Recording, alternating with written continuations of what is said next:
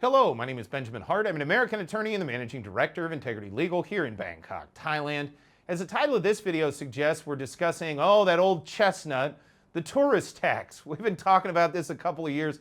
This whole tourist tax almost reminds me of the travel bubbles I was talking about during COVID. We'd make videos about it, they'd talk about it, and then nothing would happen.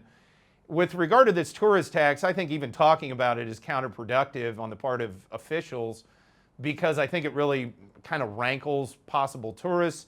People hear about it and they're like, really? It's not enough that we travel here. You got to hit us for a little more money.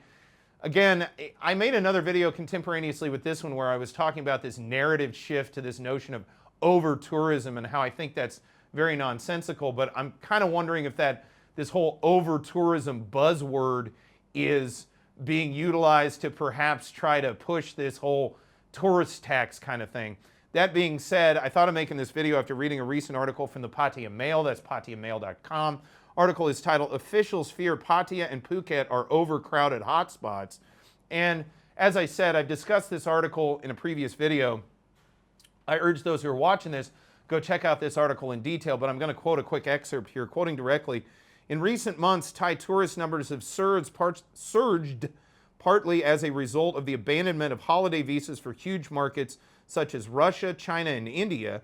In response, Thai tourist authorities are trying to promote second-tier provinces to take the pressure off traditional resorts.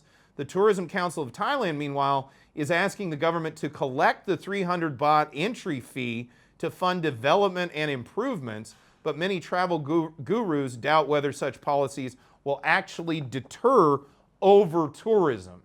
Again, this narrative, this notion of over-tourism. Thailand had no tourism, or virtually no tourism. I made the video, it was literally decimated. The tourism sector was literally decimated. I think we made that video in either January of 21 or 22 about the fact that the tourism sector was literally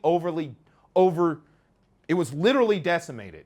So this whole notion of over-tourism in the present context, to my mind, is just ridiculous.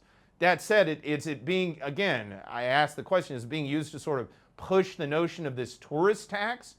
And meanwhile, what is this tourist tax going to be used for? Every time they talk about it, there's some amorphous notion of a fund that'll be used for foreigners who get injured here. They're going to use it for infrastructure. And explain to me exactly, not to get too deep into something, but it's one of these vague terms like climate change where, anything could be the solution. I mean, what is the solution to over-tourism?